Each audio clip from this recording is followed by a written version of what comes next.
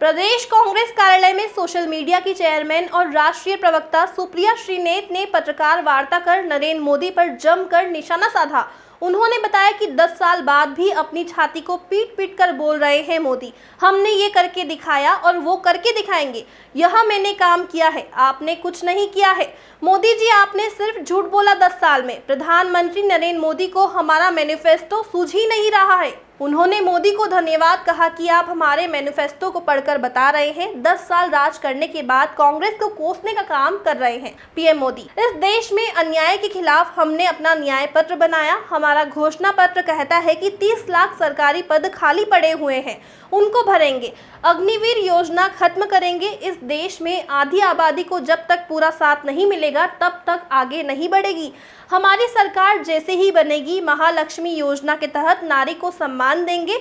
हम किसान को जीएसटी से मुक्त कराएंगे। एमएसपी हम लागू करेंगे। किसानों के लिए, श्रमिकों के लिए हम सामाजिक सुरक्षा कानून लाएंगे। 25 लाख की बीमा योजना लाएंगे। हिस्सेदारी पर पीएम मोदी बहुत परेशान हैं। हिस्सेदारी क्या है? उन्होंने बताया कि सामान्य वर्ग के जो लोग हैं उनको भी न्याय मिले। मुस्लिम लीग पर पीएम मोदी की तरह भ्रम फैला रहे हैं। उन्होंने चैलेंज किया कि हमारे मैनिफेस्टो में मुस्लिम लीग दिखा दे कहाँ लिखा है।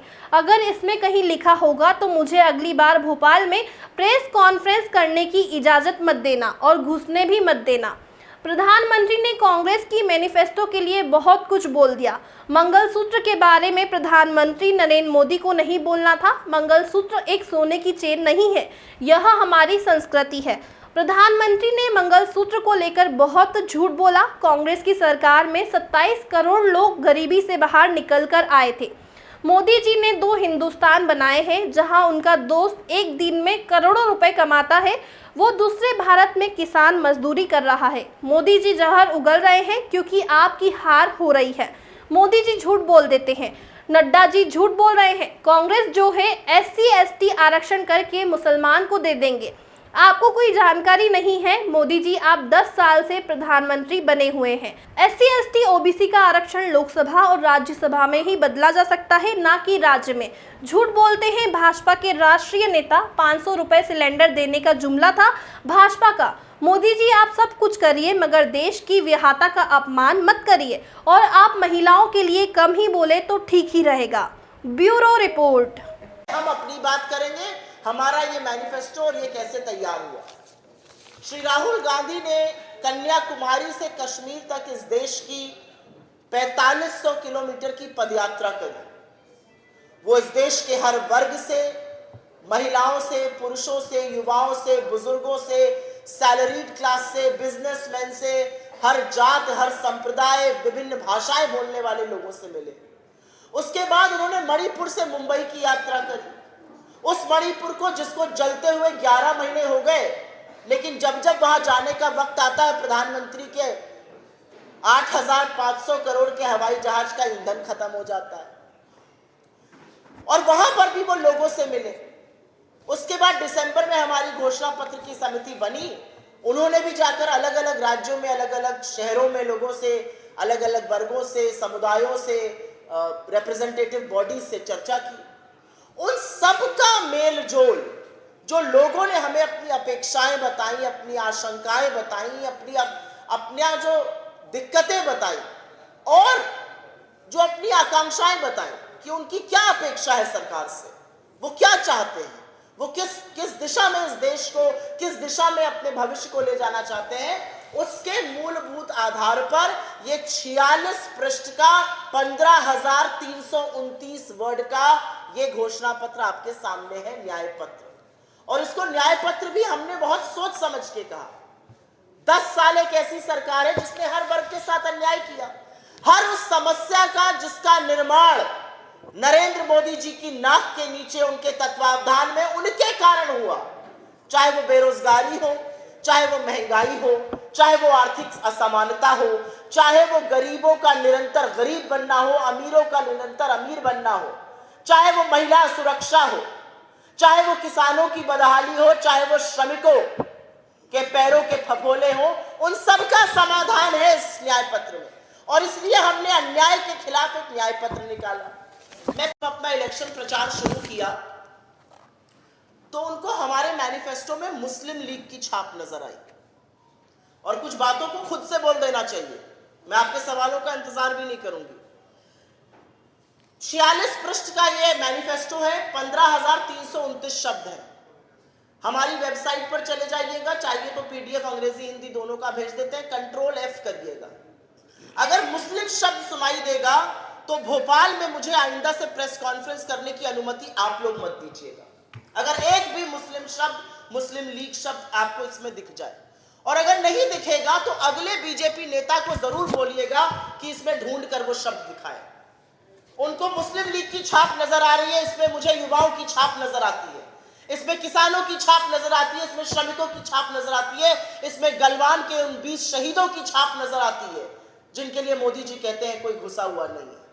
इसमें उन 2 किसानों की छाप नजर आती है जो हर घंटे आत्महत्या कर रहे हैं। इसमें उन महिलाओं की छाप नजर आती है जो आपसे न्याय मांगती है। इसमें मुझे हाथरस की गुड़िया की छाप नजर आती है जिसको 2:30 बजे रात को जला दिया गया। मुझे इसमें इस देश की छाप नजर आती है, विभिन्न भाषाएं बोलते हुए लोगों की छाप नजर आती है, अलग अलग संस्कृति के लोगों की छाप नजर आती है, अलग अलग वेशभूषा की छाप नजर आती है, लेकिन वो सारे दिल हिंदुस्तान के लिए धड़कते हैं, उनकी छाप नजर आती है। तो ये जो कुत्सित प्रयास उन्होंने किया, चिपका नहीं, आगे बढ़ गए। आगे बढ़ के क्या बोला? अब एक नया भ्रम फैलाया है, ये नया आया है मार्केट में। कांग्रेस आपसे आपका पैसा ले लेगी और वो बांट देगी। 55 साल से कांग्रेस सत्ता में है, और एक बात शायद प्रधानमंत्री जी को नहीं कहनी चाहिए थी, बहुत कुछ कह दिया उन्होंने 10 साल में अपने पद की कोई खास गरिमा तो रखी नहीं है, तो उनसे कोई ऐसी अपेक्षा भी नहीं थी कि ये चुनाव आएगा और उनके मुंह से फूल झड़ेंगे। एक शब्द उनको नहीं यूज करना चाहिए था, और एक ब्याहता होने के नाते मैं ये जरूर कहूंगी, मंगलसूत्र उनको नहीं बोलना चाहिए था। अगर दाम्पत्य के सूत्र की आप इज्जत और सम्मान नहीं करते हैं तो आप मंगलसूत्र को नहीं समझ सकते हैं। मंगलसूत्र एक सोने की चेन नहीं है, मंगलसूत्र वो प्रतीक है दाम्पत्य के उस सूत्र का जिसको ब्याहता पहनती है और जीवन पर्यंत एक विवाह के संबंध में बंधती है। हम उस देश के लोग हैं जहां की संस्कृति कहती है डोली आती है और अर्थी उठती है। आप मंगलसूत्र के नाम पर झूठ बोलेंगे। 55 साल से कांग्रेस सत्ता में रही, हमने तो किसी का पैसा लेकर किसी और को नहीं दिया। 55 साल से कांग्रेस सत्ता में रही, हमने 27 करोड़ लोगों को गरीबी की सीमा रेखा से निकाला, लेकिन क्या किसी की जेब से एक नया रुपया निकाला? हमने गरीबों को अमीर बनाया, गरीबों को गरीबी से निजात दिलाई, हमने अमीरों को और भी अमीर बनाया। यह सच है कि कांग्रेस की सरकार में छोटे लघु मध्यम उद्योग मल्टीनेशनल्स बने, कांग्रेस की सरकार में लखपति करोड़पति बने, कांग्रेस की सरकार में 27 करोड़ लोग जो गरीबी की सीमा रेखा के नीचे थे उनको हमने ऊपर उबारा। और ये कैसे किया? ये सही नीतियां, सही नीति निर्माण से, सही नीयत से हमने ये करके दिखाया।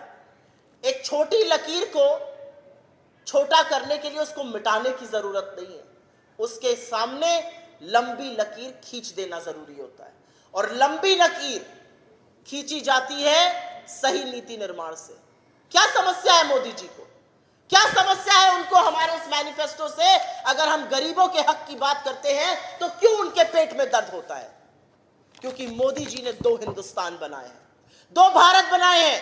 एक भारत जहां पर उनका मित्र 1600 करोड़ रुपए दिन के कमाता है, और एक दूसरा भारत जहां पर किसान 27 रुपए दिन के कमाता है। एक भारत जहां पर चकाचौंध ही चकाचौंध है, जहां पर जब शादी ब्याह होता है तो वो पेपराजी और दुनिया के वो लोग आते हैं कि आपकी आंखें फटी रह जाए।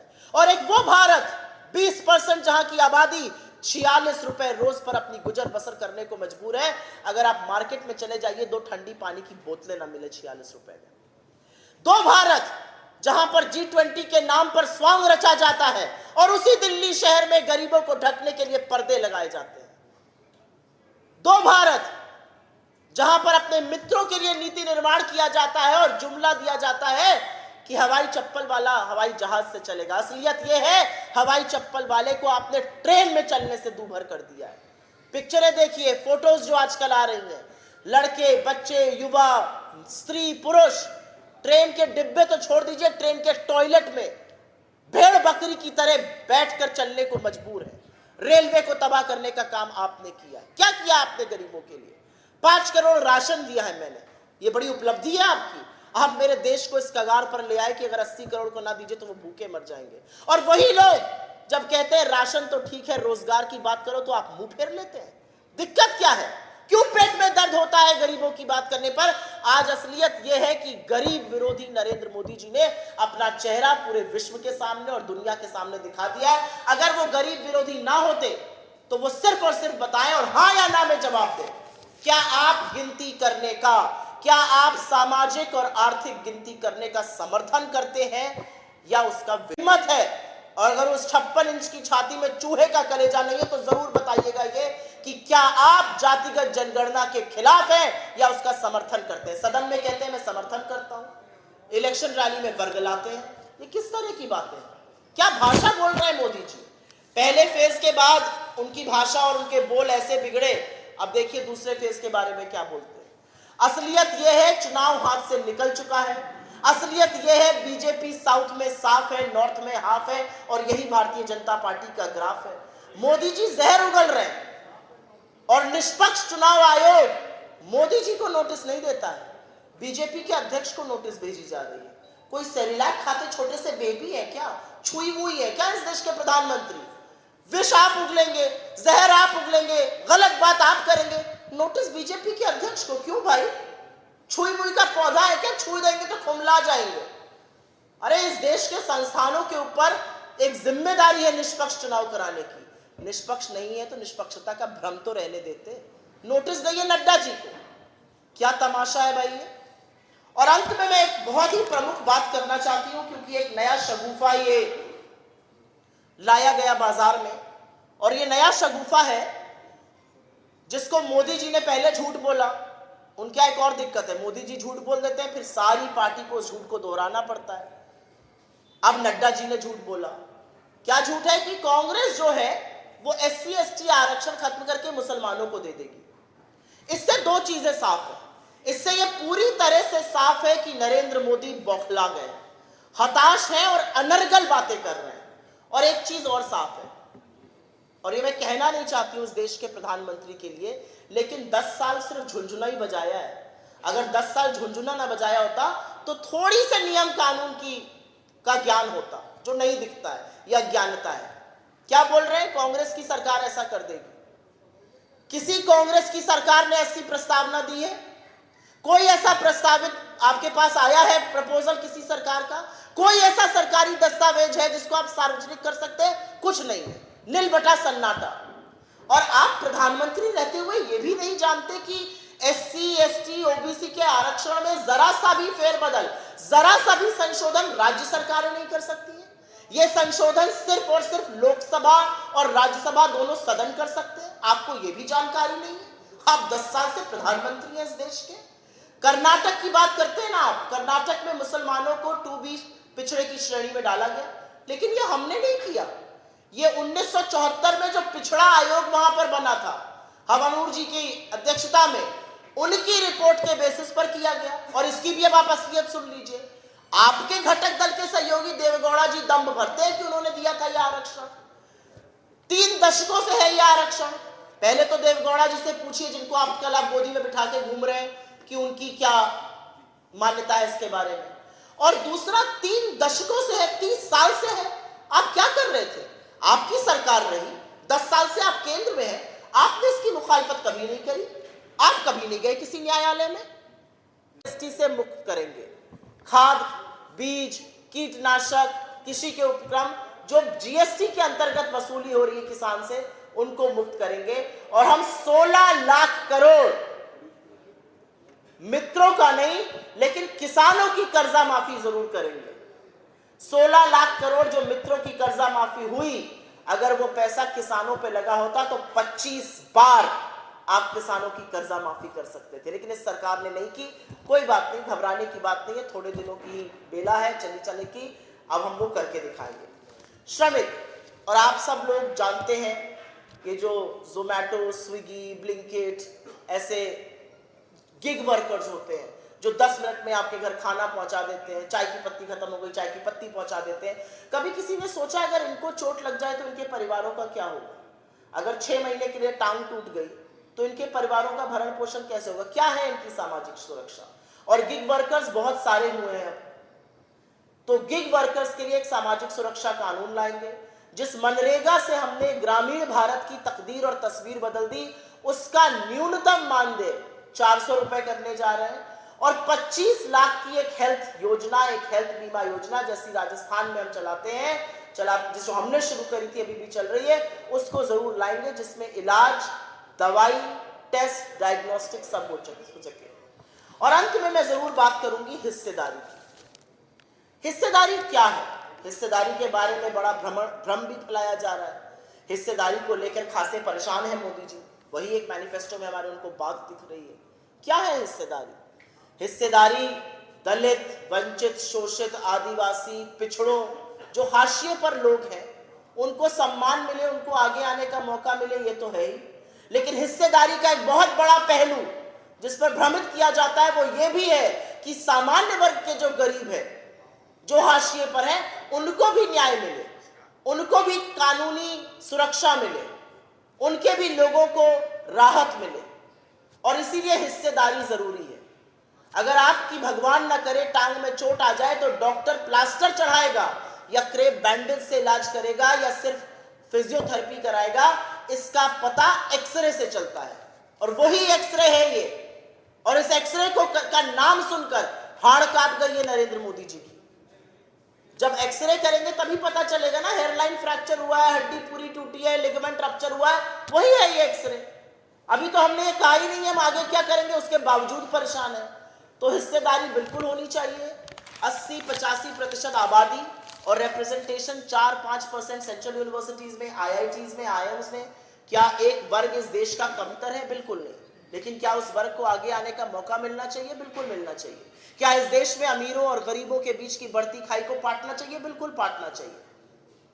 और उसके बारे में जो भ्रम फैलाया जा रहा है, अब मैं उस पर चर्चा कर लेती हूँ।